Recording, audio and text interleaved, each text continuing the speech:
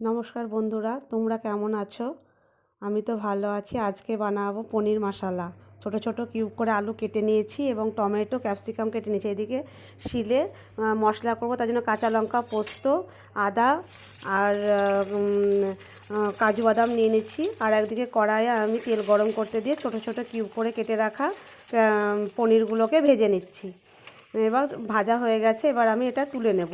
আবার অল্প একটু পনির দিলাম, দিয়ে সেটাও ভাজা হয়ে গেছে, এবার আমি তুলে নিচ্ছি। তাতে এবার কড়াইয়ে দিয়ে দিলাম কালো জিরে ফোড়ন এবং কিউব করে কেটে রাখা ছোটো ছোটো আলুগুলো এবার আমি দিয়ে দিলাম।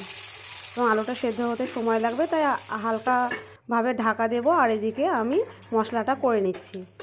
ঢাকা তুলে দেব। বেশ আলুটা ভাজা হয়ে গেছে। এবার আমি ওতে দিয়ে দিব ক্যাপসিকাম আর টমেটো কুচি, একটু করে নাড়বো। আর একদিকে আমি তারপরে ছড়িয়ে দেবো আমি লবণ, তাহলে ভালোভাবে সেদ্ধ হবে।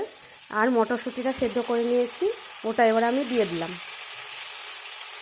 এবং ভালো একটু করে নাড়বো। এবং দেখুন কত সুন্দর সব কিছু গলে গেছে। এবার আমি মশলাটা দিয়ে দেবো। মশলাটা দিয়ে দিলাম এবং হালকা হাতে আমি নাড়তে থাকছি। এবার দেখুন কি সুন্দর মশলাটা আমার কষিয়ে গেছে, তেল ছেড়ে দিচ্ছে। এতে দিয়ে দেবো আমি পরিমাণ মতো জল। এবার জল দিয়ে দিলে ফুটে উঠলে আমি তাতে দিয়ে দেবো পনিরের টুকরোগুলো। পনির দিয়ে দিয়েছি, এবার ফুটে উঠেছে। এবার ঝোলটা অনেকটা পাতলা থেকে ঘন হয়ে এলো।